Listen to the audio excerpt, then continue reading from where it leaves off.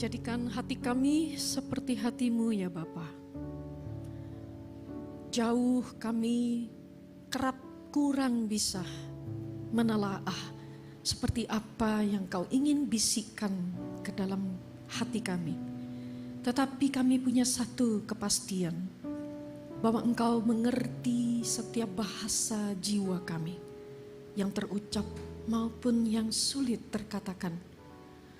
Terima kasih untuk Roh Kudus yang mau menceritakannya, isi hati yang tak terkatakan itu dalam doa-doa kami yang terbatas. Agar kiranya anugerah-Mu yang hidup mengalir menghidupi kami. Dan kami merasakan boleh beristirahat di dalam Engkau, diam, tenang, menikmati. Tuhan, tiap kami pribadi akan beroleh apa yang Kau ingin katakan secara khusus, berbeda tiap orang. Dan biarlah pagi ini Engkau sekali lagi berkenan kepada hamba-Mu, berkenan untuk apa yang ingin dikatakan. Dan biarlah Kau campur tangan di dalam setiap kalimat-kalimat yang hamba ucapkan. Dan Engkaulah yang mengartikannya ke dalam setiap pribadi yang hadir pada pagi ini. Biarlah Engkau yang dimuliakan dari kekal sampai kekal. Dan kami akan diam di dalam rumah Tuhan sepanjang masa. Terpujilah Kau. Dalam nama Tuhan Yesus Kristus kami berdoa. Amin. Silakan duduk jemaat.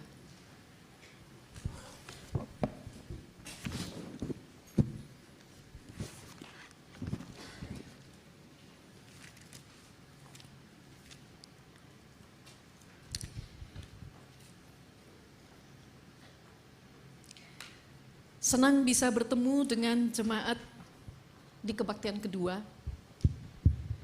Dan hari ini saya diminta untuk membawakan tema mengerti luka sesama yang memang sudah dipikirkan oleh gereja dan gembala sidang. Dan bagaimana gereja ingin sama-sama merangkul setiap jemaat untuk bisa menjadi murid Tuhan. Mari saya ajak kita untuk membuka Alkitab kita di Amsal 18 ayat 10 sampai 15. Bagi yang membawa buku Alkitab silakan, seperti saya masih bawa Alkitab saya. Alkitab saya ini sudah tua, dari tahun 84. Saya menjadi murid Tuhan, umur saya 14 tahun waktu itu. Sampai sekarang ya, Alkitab saya udah compang-camping, udah. Tapi rasanya kalau tidak membawanya dan membacanya sendiri dari Alkitab ini berasa berbeda begitu ya. Amsal 18 ayat 10 sampai 15. Nama Tuhan adalah menara yang kuat. Kesanalah orang benar berlari dan ia menjadi selamat. Kota yang kuat bagi orang kaya ialah hartanya, dan seperti tembok yang tinggi menurut anggapannya. Tinggi hati mendahului kehancuran, tetapi kerendahan hati mendahului kehormatan. Jikalau seseorang memberi jawab sebelum mendengar, itulah kebodohan dan kecelaannya. Orang yang bersemangat dapat menanggung penderitaannya, tapi siapa akan memulihkan semangat yang patah? Hati orang berpengertian memperoleh pengetahuan, dan telinga orang bijak menuntut pengetahuan. Bapak Ibu, saudara-saudara sekalian di dalam Tuhan yang saya kasihi, kerap kali kita itu bertanya-tanya, bagaimana sih hidup kita di dalam berelasi dan seperti apa bayangan kita tentang relasi. Kata pepatah, tak kenal maka tak sayang. Tetapi saya nambahin, saya tuh kalimat berikutnya yang nambahin, realitanya. Mengapa ya? Makin kenal kok makin disayangkan. Tahu disayangkan. Cantik ya, gantengnya, sayangnya orangnya kok kikir. Pinter ya, hebat ya, banyak bakatnya, luar biasa apapun dikerjain, cepat, banyak inspirasi, banyak aspirasi. Sayangnya ya, orangnya kok egois, kurang perhatian, hidup di dunianya sendiri. Banyak yang kita bisa ungkapkan lebih jauh tentang gini ya, gitu ya, sayangnya begini, begitu. Sehingga kita menjadi patah hati atau kita menjadi orang yang terus mencari adakah yang bisa membuat hatiku merasa lega, puas, dan tidak kecewa atau apapun yang menyakitkan. Kita mencari bentuk wujud relasi itu sehingga fantasi kita sering bermain. Fantasi. Nah, kalau bicara ini nanti ada sebuah topik yang sedikit berbeda lagi, betapa karena fantasi itulah yang membuat kenapa orang cari addiction tertentu. Kecanduan tertentu. Jangan bayangin kecanduan itu selalu yang buruk, yang menurut orang buruk ya. Judi, alkohol, yang lain-lain semuanya. Enggak. Tiap orang ada kecanduannya sendiri yang dimana dia nggak suka bendanya digeser. Itu sudah satu kecanduannya yang dimana dia perlu membuatnya menjadi seperti yang dia inginkan. Ya. Atau kita punya kecanduan yang lain yang dimana kita itu selalu mau mencari, itulah yang membuat kita merasa aman atau tenang kalau kita begitu. Nah, di dalam relasi-relasi ini kita kemudian merenung sejenak. James Altuis di dalam sebuah bukunya The Beautiful Risk, dia itu mengungkapkan tentang kalau Tuhan itu menjadikan kita, menciptakan kita itu adalah cinta dan kasih. Mengapa ya cinta dan peduli itu kok serasa sulit sekali untuk terwujudkan? Mengapa ya kita itu seringkali kayak mempertahankan diri atau berperang begitu ya, seolah-olah menolak begitu ya cinta itu atau kasih itu. Walaupun di dalam hati kita banyak hasrat untuk mencintai dan dicintai. Kalau nonton, ini saya sedikit improvisasi ya. Kalau nonton ini banyak yang pasti senang nonton entah K-drama atau dramanya China gitu ya. Apa sih singkatannya kalau drama China itu bilangnya Dracin gitu ya atau apa gitu ya. Kita itu pernah nggak muncul pertanyaan, kenapa ya dalam banyak kisah ada kemiripannya? Apa itu? Kok susah ya untuk dua orang mau mencintai aja kok susah ya? Betul nggak? Ada aja penghalangnya, ada aja yang mau memisahkannya, ada aja yang mau menjauhkannya atau sebagainya. Mereka jadi punya persepsi sendiri-sendiri, terluka lagi, menjauh lagi, lalu nanti ketemu lagi, penuh dengan kita bilang itu apa ya, jurus-jurus yang terjadi begitu. Kok begitu susah ya? Padahal cinta itu sederhana bahasanya. Maunya apa? Harapannya apa? Kecewanya apa? Selesai. Tapi itu sulit untuk terekspresikan. Sehingga banyak orang sulit untuk jujur. Jujur kenapa sulit jujur? Karena takut. Takut untuk kehilangan keintiman dan kebersamaan itu. Nggak mau, udahlah. Kita lebih senang menyapu, simpen di bawah karpet aja. Seakan semuanya nggak ada apa-apa.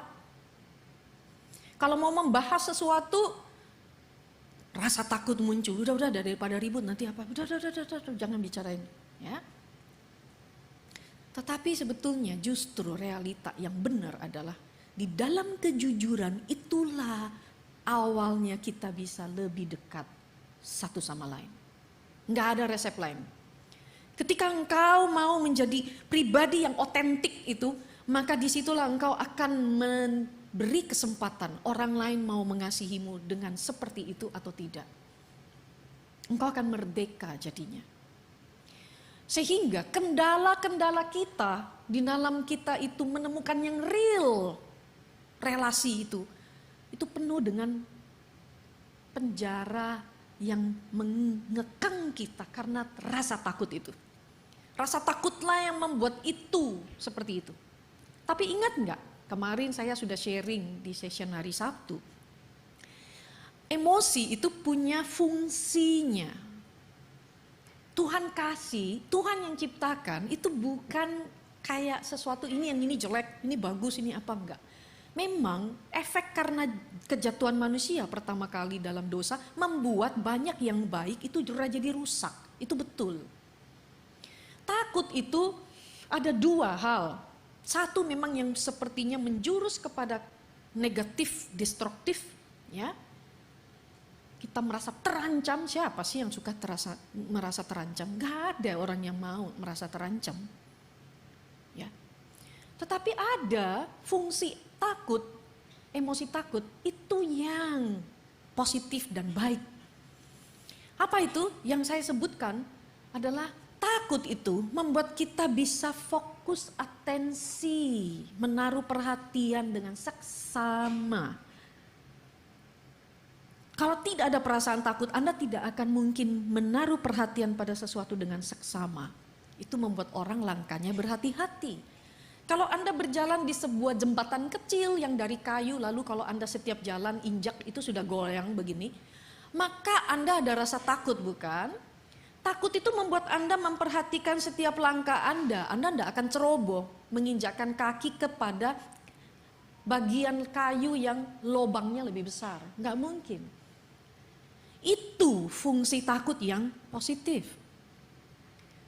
Nah, tapi kita sering dipenjara oleh rasa takut yang lain. Yang kita menarik diri sedemikian rupa sehingga kita merasa disitulah saya merasa aman waktu menarik diri. Tapi sebetulnya tidak seperti itu. Ya. Banyak kisah tentang keterlukaan, banyak. Setiap kita pasti bisa membukanya satu-satu. Versinya kita, pengalamannya kita.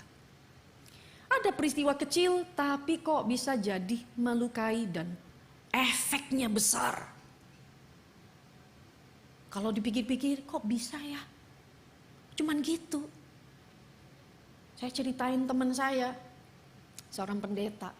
Saya bilang, aduh aku agak sedikit prihatin gitu ya. Kenapa?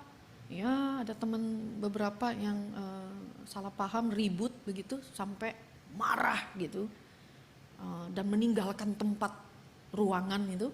Hanya urusan ide mengusulkan kursi orang duduk itu perlu pakai tulisan nama dikasih di situ di tulisan gambar atau enaknya pakai nomor, itu doang. Anda mungkin teman saya yang dengar tuh langsung efek pertama dia ketawa, bukan dia begini, oh ya aduh kenapa gitu ya, enggak, dia ketawa. Saya bilang, loh kok kamu ketawa? Ya masa cuma gara-gara perihal nomor sama itu orang ribut sampai begitu gitu bagi dia. Ya, apa yang terjadi? Dia pakai logikanya. Tapi kenyataannya batin kita tuh nggak bisa dilogikakan. Orang akan marah kalau saudara mentertawakan kelukaannya. Marah. Karena dia butuh untuk lebih ditelusuri ada apa di balik itu, kenapa dia sensitif dengan itu. Saya punya salah satu teman baik yang dari tahun 98 saya sudah mengenalnya. Jadi udah berapa tahun tuh, 20-an tahun lebih ya. Sampai sekarang. Kami sama-sama konselor, kami sama-sama psikolog gitu ya. Kami sama-sama hamba Tuhan gitu. Jadi satu ketika dia jujur pada saya, Sharon, aku butuh bicara sama kamu. Ya, duduk. Lalu dia ngomong, dia ceritain, dia jengkel banget, dia tersinggung terhadap saya. Momen itu saya memilih untuk benar-benar diam dan menyimak penuh perhatian.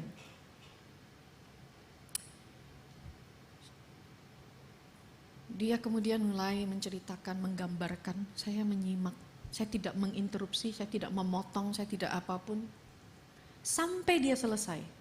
Setelah selesai, saya berkata pada momen itu,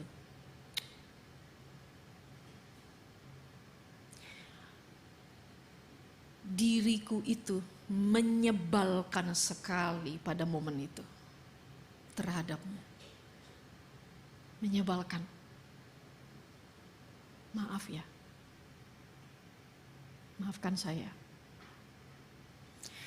Lalu dia diam sebentar.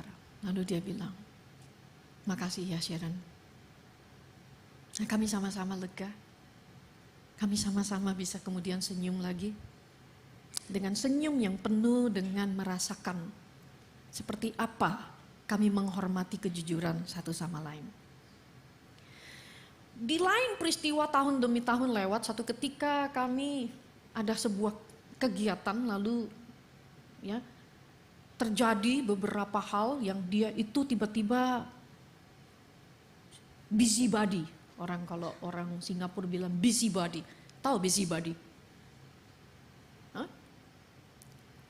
Nggak tahu busybody. Busy sibuk, body tubuh. Apa?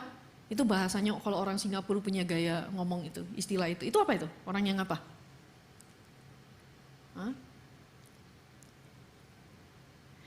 Urus sini, urus sana, ya. Sharon, kamu gini, Sharon, ini, kamu jangan gitu dong. Sharon, ini, itu beruntun. Saya pertama tolerir, ya, ngikutin, berikutnya lalu, Sharon, jangan gitu dong. Ini. Wah, langsung berasa tuh, kena area saya. Ya, lalu saya bilang, I need to talk with you. Oh, oke. Sit down, duduk lagi. Lalu saya ngomong, aku marah sama kamu. Terus dia diam, dia mau dengerin. Kamu tahu gini-gini saya ceritain semuanya. Ini. Aku tuh merasa kayak, kenapa sih gue kayak mau dikontrol-kontrol, gini. Kayak, dan itu kamu kayak, apa ya, ribut sendiri gitu ya. Aku tuh merasa gak nyaman. Kemudian dia gantian ngomong. Aduh Sharon, maaf ya. Iya kau benar, maaf ya. Apa yang terjadi? Kami berdua mencoba untuk seperti gambaran di Amsal 18 ayat 13 ini. Jikalau seorang memberi jawab sebelum mendengar, itulah kebodohan dan kecelaannya. Kami memilih untuk, ayo jangan jadi orang yang bodoh. Bodoh di sini bukan IQ ya, bukan.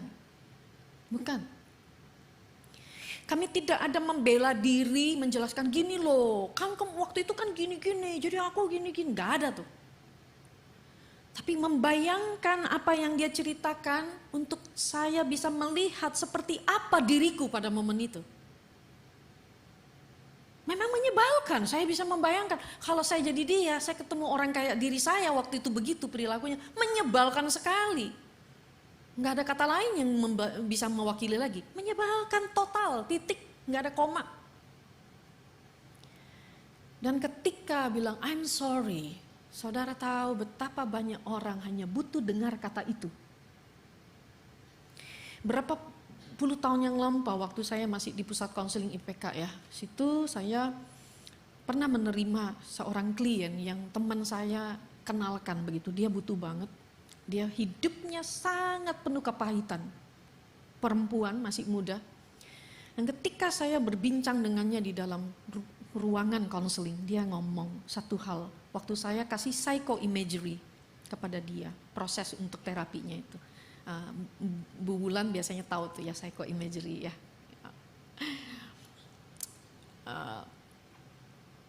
Di situ dia nangis luar biasa dan dia hanya berkata satu hal melalui psychoimagery yang saya kasih. Saya hanya butuh mantan pacar saya itu hanya mengatakan I'm sorry pada saya. maafkan. Jadi ceritanya dia udah pacaran 9 tahun, tapi kemudian mantan pacarnya itu tanda kutip menurut dia ya mengkhianati karena dengan perempuan lain, dan akhirnya menikah dengan perempuan itu. Dia merasa laki-laki itu tidak pernah meminta maaf padanya. Saudara tahu akhir kehidupan anak perempuan muda, pemudi ini. Lewat setelah proses dengan saya, dia sudah makin pulih, bisa melepas kepahitan itu. Beberapa tahun kemudian saya dengar dari teman saya yang temannya dia yang pernah memperkenalkan pada saya, dia terkena kanker dan akhirnya meninggal. Saudara, kadangkala ya, kata maaf yang kita minta maafkan saya dengan begitu tulus, itu lebih dari cukup. Anda tidak perlu mengatakan mengapa Anda begini begitu terhadap dia, tetapi melihat apa yang dia rasakan. Kita itu sensitif, saudara, tidak ada yang tidak. Areanya beda-beda. Ada seorang pemudi yang waktu itu masalah hanya foto wisudanya, dia nggak mau dipasang di ruang tamu keluarga. Dia menolak. Lalu kakaknya itu mengajak dia untuk, ayo dong, kamu udah pakai kebaya, udah di wisuda, udah capek-capek kuliah, pasang. Dia marah sekali, adik itu marah sekali. Kakaknya kaget, kenapa cuma persoalan percakapan itu kok marahnya segitu. Tahu saudara apa yang memicunya? Dia ngomong begini, adiknya, aku tidak perlu pasang, aku memang bukan orang yang pintar. Loh, padahal percakapan gak ada membahas tentang dia pintar atau tidak kan. Sensitif saudara. Pemicunya hanya seperti itu. Keluar isi hatinya yang lama.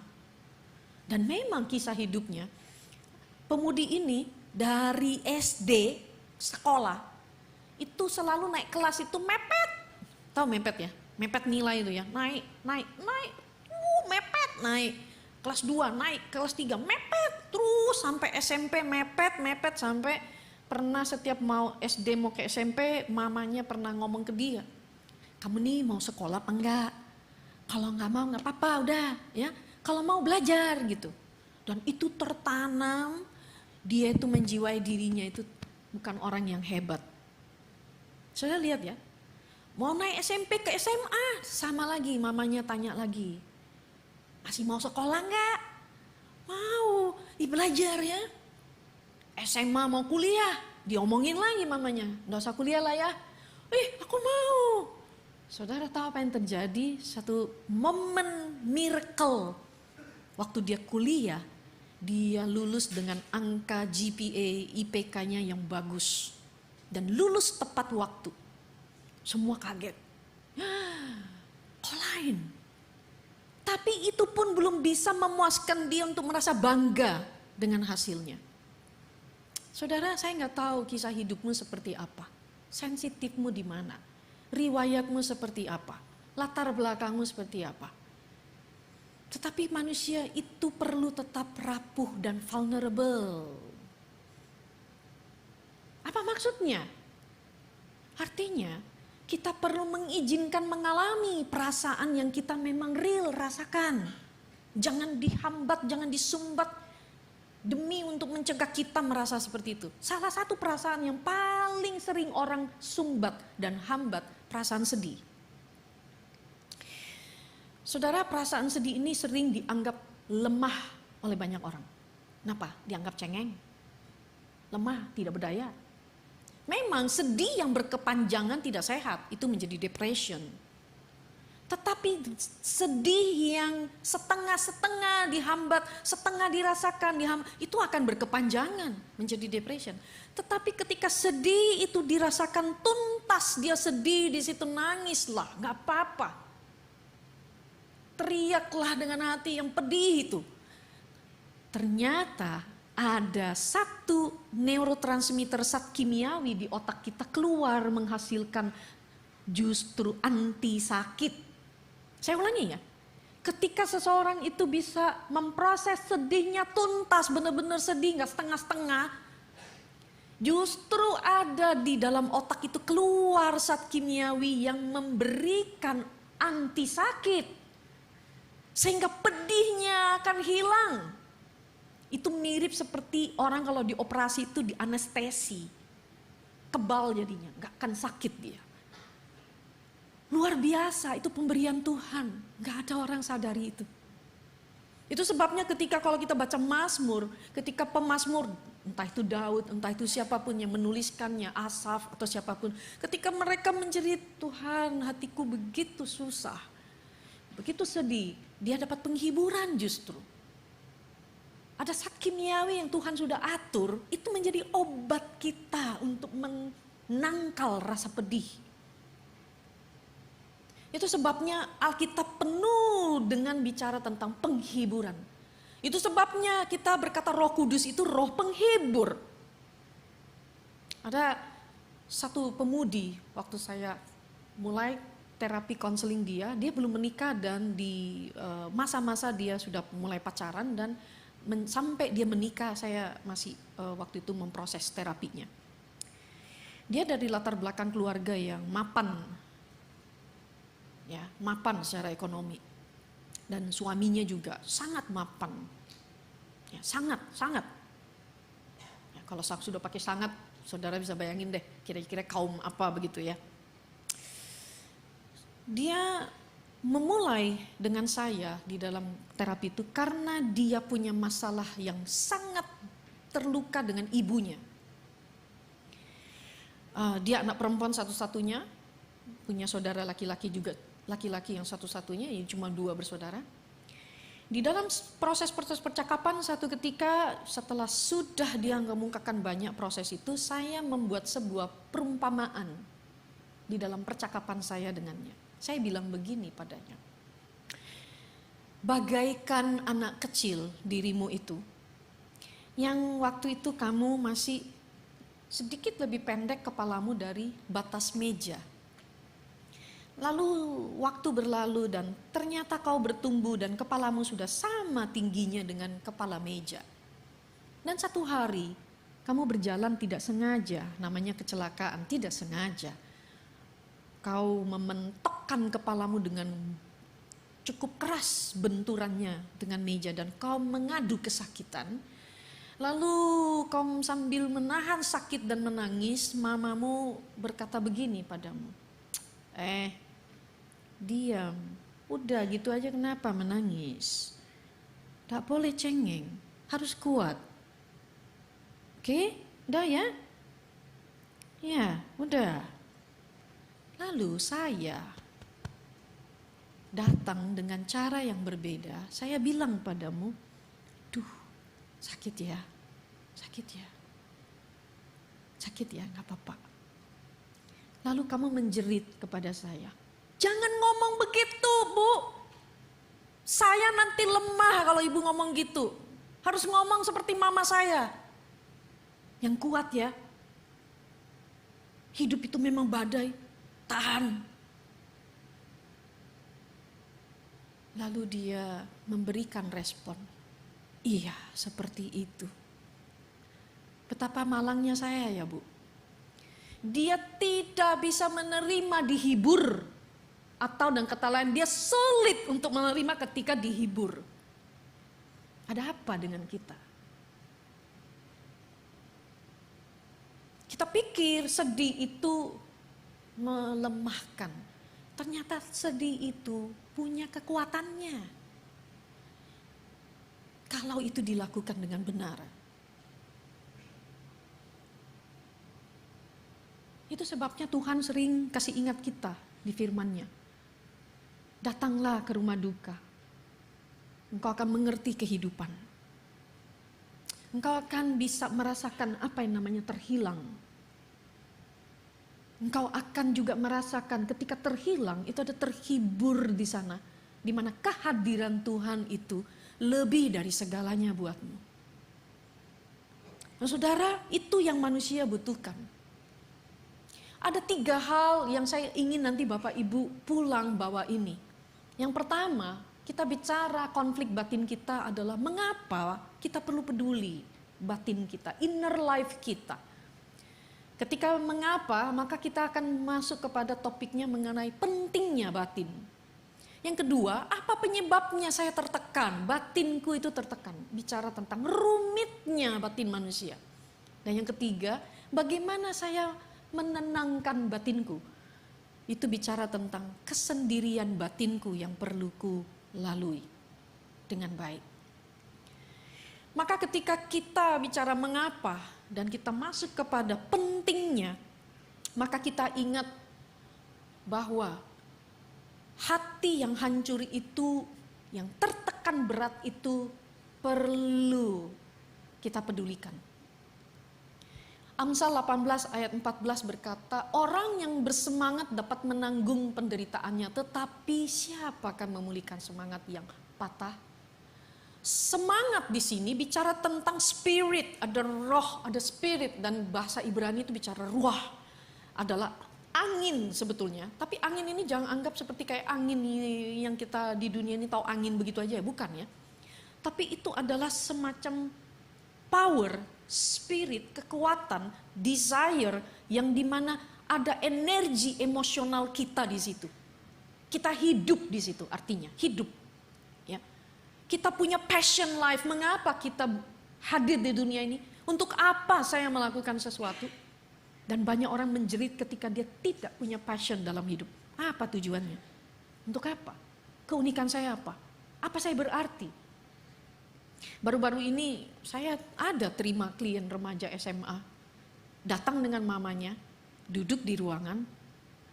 Tapi beberapa kali ketika anak ini berbicara, matanya itu cepat sekali seperti melirik sebentar ke mamanya gini. Cepat, itu cuma sekian berapa detik. Gini, cepat sekali. Nah kalau saudara tidak terbiasa, saudara akan tidak mengerti apa itu artinya. Saya tangkap itu lalu saya tanya anaknya. Kamu melirik ke mamamu ketika kau bicara mengenai ini. Boleh saya tahu ada apa? Yang jawab mamanya, bukan dia. Iya bu, dia itu pernah bilang dia mau jadi dokter. Tapi saya bilang, jangan nak, kamu jangan jadi dokter. Kamu tuh tubuhmu lemah, nanti kamu gini, nanti kamu gitu, nanti kamu wah segudang berkembang biak. Tahu berkembang biak ya? Mirip kayak jaring laba-laba itu makin luas, makin besar itu jaring laba-labanya. Semuanya negatif. Lalu anaknya bilang gini, anaknya memang cerdas, IQ-nya itu superior. Anaknya bilang gini, saya juga pernah bilang bu, dia lanjutin, saya pengen di fashion design, tapi mama juga tidak setuju. Mamanya nyaut, iya habis dia gak bisa tuh bu, menjahit lah, beginilah, begitulah gitu. Wah panjang lebar. Sehingga anaknya bingung, siapa saya? Untuk apa? Kemampuan-kemampuan saya mesti kemana? Spirit itu kekuatan manusia. Nah, karena kebaktian kedua tidak ada terjemahan, jadi saya bisa sedikit menambahkannya. Saudara tahu, bicara tentang kekuatan, itu asal energi manusia yang terbesar itu dari perut. Saya bukan bicara tentang makan ya, bukan. Saudara tahu contoh ya, saudara tahu orang kalau tinju, pertandingan tinju, olahraga tinju itu, ya, kekuatan itu bukan di lengannya sini loh waktu dia pukul, bukan. Saya ini pengamat, saya belajar, saya suka mengamati banyak hal, pengetahuan. Tapi kekuatannya itu waktu tangannya gerak, dia harus pusat energinya dari perut yang mendorong. Buk, itu baru tenaganya luar biasa, itu menghantam orang. Perut. Saya kalau cerita ini bisa banyak lagi contohnya ya, tapi karena waktu kita tidak banyak seperti itu. Kekuatan semangat itu penting ketika kita tahu mau ke mana arahnya, untuk siapa itu. Tetapi ada satu hal yang menghibur kita. Spirit yang Rasul Paulus ingin berikan kepada kita di Efesus 3 ayat 13. Dia berdoa, spiritnya adalah untuk jemaat diprioritaskan, padahal dia dalam penjara. For you, untuk engkau yang dia kasihi. Saudara, yang kedua, apa penyebab hati yang hancur? Kita bicara rumitnya batin manusia. Rumit sekali, saudara. Tapi saya mau saudara mengerti, arti kelukaan hati beda dengan saudara mengalami yang namanya dicelakai, dicederai dengan sengaja, mau dihancurkan. Itu harm. Berbeda dengan hurt. Hurt itu terlukai, tidak bisa dihindari. Saya mengerti artinya tidak bisa dihindari. Itu akan terjadi aja gitu. Mirip kayak orang jalan kejeduk. Ya, nggak terhindari, kesandung. Pernah saudara kesandung? Saya pernah, saudara. Ya, naik sepeda lalu jatuh, ya, kayak gitu loh. Nggak terhindari. Mau saudara lindungi gimana supaya tidak jatuh, tidak apa? Iya, mungkin bisa, tapi pasti ada suatu momen nanti akan ada. Handphone tiba-tiba sudah dipegang baik-baik, jatuh. Handphone baru, aduh gitu ya. Apapun banyak. Tidak sengaja nyenggol, orang sudah tersinggung. Oh, padahal maaf, nggak sengaja. Lihat dong mata di mana? Oh, gitu ya. Iya, di sini mataku, tapi kan mataku cuma 2, ngelihatnya terbatas, nggak ada di sini, nggak ada di sini gitu ya. Sudah paham maksud saya ya? Itu tidak terhindarkan banyak hal. Hidup itu seperti itu. Banyak ketidaksengajaan maupun yang sengaja, karena saking sakit hatinya hati tidak bisa diungkapkan sehingga dia akhirnya mengeluarkan kata-kata yang kasar dan kejam kepada orang. Tadi malam saya ada bahas itu. Kekerasan itu datangnya karena kecemasan yang tidak tahu bagaimana diungkapkan, akhirnya muncul di dalam kekerasan. Kondisi rumit ini membuat kita sama-sama merenungkan. Ada yang Timothy Keller jelaskan dalam 5 aspek, dan saya pengen bagikan itu. Yang pertama dia bilang aspek tubuh kita. Ini yang hadir kemarin malam sudah ada exercise latihannya. Ketika saya bilang, coba kalau kau punya perasaan sedih, area tubuhmu mana yang pertama kali terasa sekali efeknya? Entah kram, entah lemah, entah merasa apa, itu kau rasa. Banyak orang suka tidak bisa merasakan connect perasaan dengan tubuh. Padahal itu tubuh itu tidak pernah berbohong. Tubuh tidak pernah menipu engkau dan saya. Ketika engkau menyembunyikan sesuatu, dia akan muncul di situ. Entah gatal-gatal, entah sakit mah, entah migrain, vertigo. Bahkan penyakit terminal illness. Seperti kanker, autoimun. Kalau ngomong ini lebih seru. Autoimun itu paling banyak dialami perempuan daripada laki-laki. Tahu kan kenapa? Tahu nggak kenapa? Lebih langka laki-laki ngalami autoimun. Karena saking perempuan itu terbiasa dalam culture, tidak boleh punya pendapat yang penting. Itu sebabnya perempuan jadi cerewet. Karena dia harus keluarin itu. Tapi sering dia seperti dilema, maka larinya terkena ke dalam dirinya. Saudara, jangan nganggap remeh, tubuhmu tidak pernah berbohong. Dia akan ceritakan. Kamu jengkel sama seseorang, tubuhmu gak akan mau noleh lihat dia, ya. Walaupun kalau ditanya hatimu bilang gini, saya sih gak apa-apa sama dia. Iya, mulut ngomong gitu. Tapi begitu bahasa tubuh ketemu, kita pura-pura gak lihat gitu, jadi gak salaman. Terus nanti kalau bilang, oh tadi saya nggak lihat sih, gitu. Tubuh nggak bisa bohong, saudara. So, mari kita mulai memperhatikan tubuh kita. Ada apa di situ ceritanya? Yang kedua adalah relasi emosional. Di Amsal 12 ayat 25 berkata, kekhawatiran dalam hati membungkukkan orang, tapi perkataan yang baik menggembirakan. Ayat-ayat Alkitab itu banyak bicara tentang kata-kata, khususnya Amsal. Kenapa saudara? Lalu dikatakan kata-kata itu adalah hikmat. Saudara, saya sedikit melebarin ya, maaf ya, permisi. Saudara ingat siapa firman itu? Kalau baca Yohanes 1, firman pada mulanya adalah firman. Lalu firman itu bersama-sama dengan. Dan firman itu adalah firman kemudian menjadi daging. Siapa dia? Kristus. Firman itu apa? Kata-kata. Itu sebabnya ketika penciptaan dunia itu Tuhan berfirman jadilah. Dengan kata-kata, saudara. Jadi betapa pentingnya nilai kata-kata itu akan menentukan jati diri seseorang dan mempengaruhi orang lain.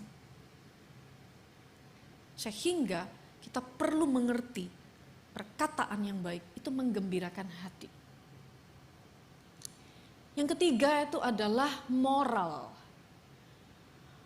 Rumitnya hati batin kita, moral kita bisa terlukai. Orang fasik lari, kata Amsal 28 ayat 1, walaupun tidak ada yang mengejarnya. Ketakutan dia, lari dia, menghindar dia. Menghindar karena fasik, ketahuan nanti. Ya. Tapi orang benar merasa aman. Seperti singa muda. Aman. Saudara pernah saudara ditekan oleh aturan tertentu secara legal, lalu saudara dicari-cari supaya saudara mungkin kasih uang lah, suap lah, atau apalah begitu. Anda sedang ditekan secara moral. Anda bisa terluka di sana, disuruh kompromi sesuatu. Tetapi ketika firman Tuhan bilang orang benar, dia merasa aman walaupun dipersulit, dia akan tetap berada di jalan itu. Dia akan memilih itu. Dan ketika dia tampil menghadapi orang-orang yang mempersulit itu, justru orang-orang itu yang akan melihatmu seperti singa muda. Kok dia bisa tenang ya? Kok dia tahan ya? Sampai harus bolak-balik. Kok dia mau ya? Kok dia nggak bisa ya kasih saya seperti saya? Ya halus lah gitu caranya supaya dia ngasih gitu. Moral mungkin bisa terluka, saudara. Kita merasa terancam, kita merasa diintimidasi, kita merasa apapun. Tapi ingatlah satu hal. Orang yang fasik itu yang akan lari. Walau tidak ada yang mengejarnya. Artinya dia selalu cari berkelit, siksak. Tapi ketika orang itu benar, dia aman, tenang aja dia. Dia gak mau memperumit hidupnya.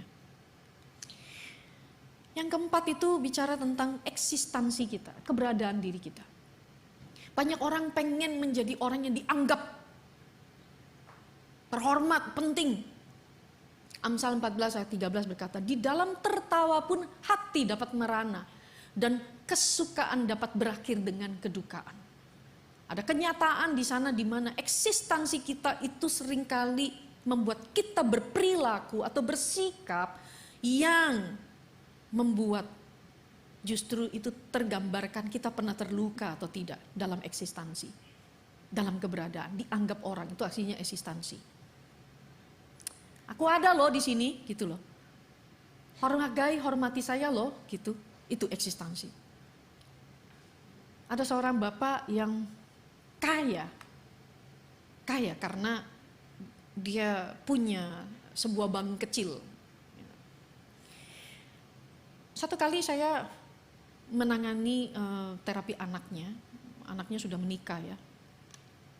Lalu anaknya itu lewat proses demi proses lalu cerita akhirnya terbuka sebuah hal yang menjadi shame, malunya itu apa, yang dia sangat sensitif.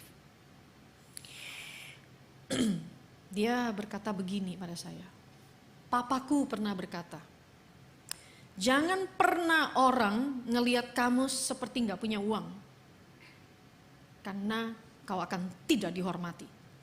Mengapa sampai keluar kalimat itu dan dipegang oleh si anak itu dan dia menjadi sensitif dengan hal itu dan shame-nya itu?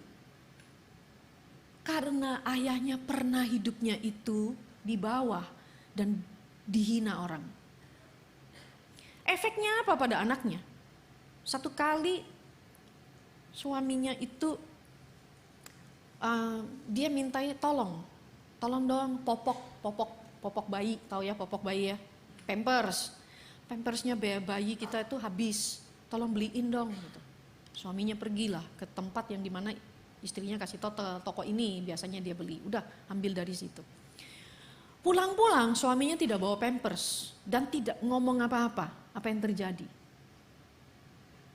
Terpiculah harga dirinya, keberadaan dirinya tadi. Marah banget. Tapi dia nggak bisa ngomong juga sama suaminya dan dia tidak bisa tanya.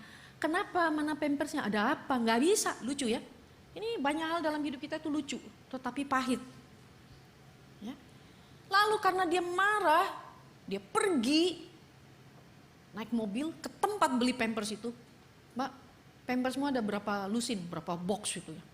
Ada sekian, saya borong semua, beli. Pulang di rumah dia kasih lihat suaminya begitu banyak, berapa set pampers, berapa box pampers. Tujuannya apa? Mau tunjukin, gua bisa bayar.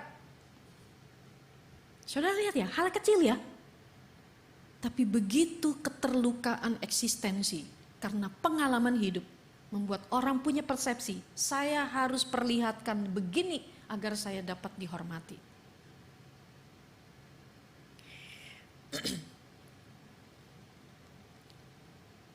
Yang terakhir, iman.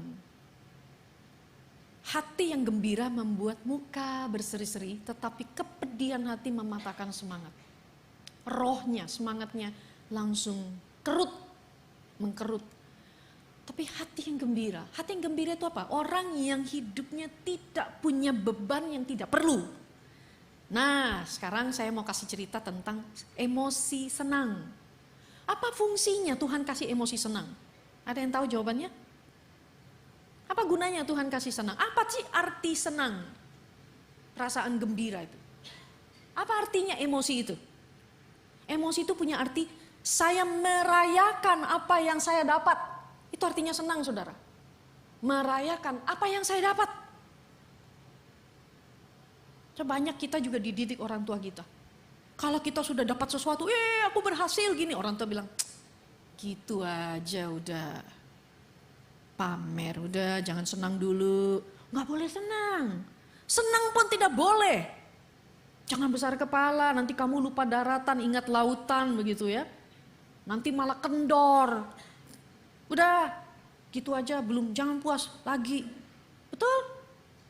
Tahu gak apa fungsi senang? Senang itu, kemarin malam saya kan kasih ya penjelasan emosi. Wajah kita ini ada 44 otot. Ya. Dan setiap otot itu akan bergerak sesuai ekspresi perasaan kita itu apa. Ketika senang, tahu nggak berapa otot yang bekerja pada wajah kita waktu senang? Cuman satu otot.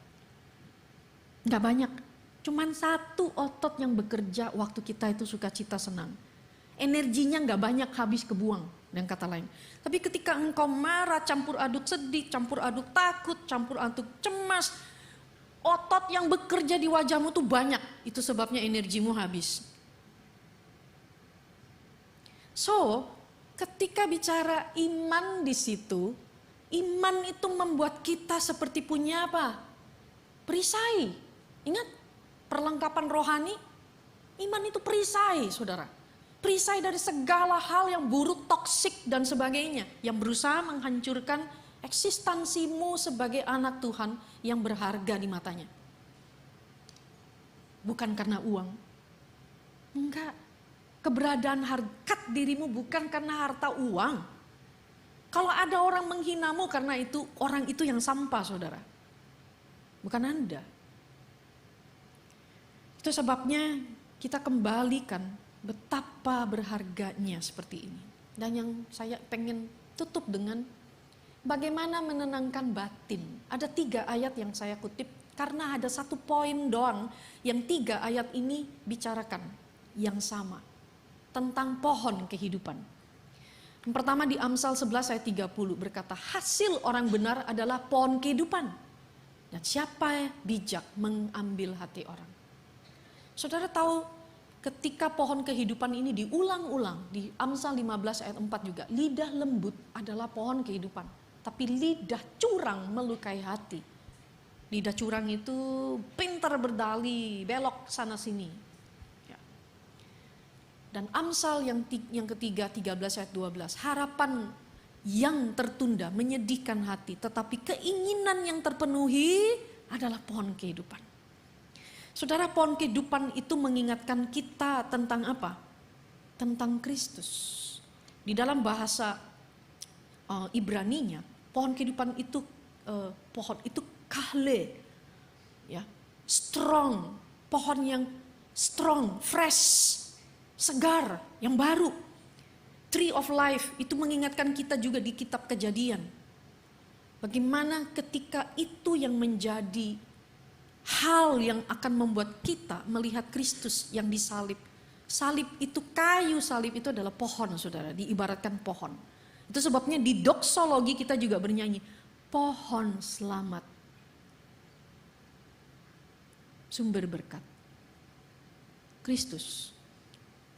Karya itu adalah kehidupan yang membuatmu mengerti mengapa engkau ada di dunia ini.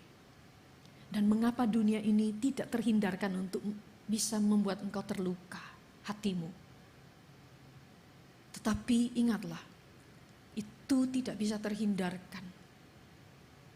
Tapi ketika kita mau terbuka jujur dan memandang kehidupan itu yang sejati, kita merasakan lidah kita pun berganti. Tidak akan mengutuki orang, saudara. Tidak akan.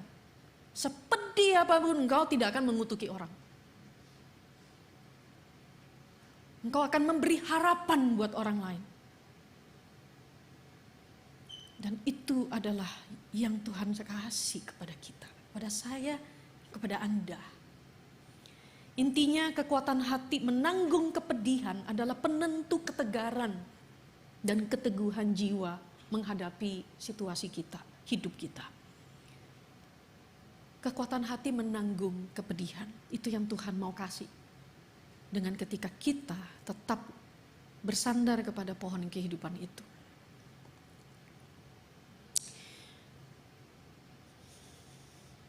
Kita punya banyak kisah, orang lain punya banyak kisah. Kualitas relasi yang rendah akan membuat orang mudah menjadi antagonis, iritasi, konflik yang tidak perlu. Tapi kualitas relasi yang tinggi memanifestasikan intimasi yang kita mau jujur, terbuka, dan mendekat. Dan kita ingin merawat relasi itu dan diri kita sendiri. Saya ingin I will always love you how I do. Ini keluarga yang ketiga.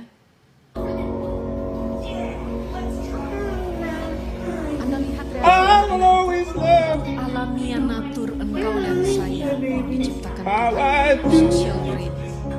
Kita senang dengan relasi. Let go of Kita tidak merasa terusik ketika film kesukaan itu diinterupsi dengan anaknya. I will always love you Senang sekali dan memberikan how I do. respon-respon yang kita kasih. Let go of you. Pertanyaannya adalah, Anda kalau lagi nonton kesukaan Anda, ada anggota keluarga yang datang mendekat, sikap Anda seperti apa? Tuh, nanti, jangan bicara sekarang. Lagi seru, itu mau gol. Apa sih, jangan, apa yang berubah dengan orang dewasa?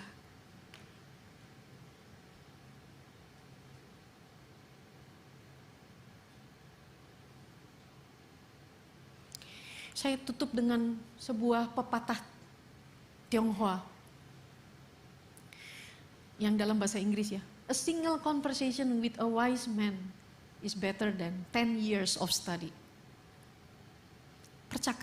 Satu percakapan dengan orang yang bijaksana itu jauh lebih berarti, lebih baik daripada bahkan 10 tahun belajar dalam studi kita. Mari kita kembali. Seperti apa hidup dan relasimu dan kelukaanmu yang pernah terjadi. Mari kita bawa dengan terang benderang kepada Tuhan. Dan kita minta Dia memberi sinar itu untuk kita sadari. Kita kenali. Kita tidak sumbat. Kita akui. Dan kita datang kepada pohon kehidupan itu. Dan kita menjadi pribadi yang juga makin berhikmat. Mari kita tutup bersama dalam doa. kesempurnaan-Mu yang membuat kami bisa juga disempurnakan. Engkau yang selalu pruning, membersihkan diri kami hari demi hari, tiap-tiap hari. Dan Engkau yang membukakan kepada kami tidak perlu malu lagi dengan apa yang pernah terjadi dalam hidup. Dan betapa kami rindu luka-luka yang sudah dipulihkan Tuhan itu. Tinggal memori yang boleh kami ketawain mungkin, yang mungkin kami akan merasa itu sesuatu kekonyolan, tapi kita merasa aman dan tentram ketika bersyukur atas anugerah kasih karunia yang mengejar hidup kami, dan senantiasa ada, seberapa pun berantakannya hidup kita. Terima kasih Tuhan, berkati jemaat-Mu di tempat ini, juga hamba-hamba Tuhan yang selalu setia dan selalu ingin Tuhan membangun jemaat dan untuk diri mereka sendiri. Berikan penghiburan-Mu kepada hamba-hamba Tuhan di dalam setiap pelayanan mereka yang berat atau apapun yang tidak bisa terucapkan, dan Tuhan menolong untuk hadir bersama mereka. Terus menerus jemaat mau digembalakan dan dimuridkan agar terus juga mereka bisa memuridkan. Terpujilah Kau, di dalam nama Tuhan Yesus kami berdoa, amin.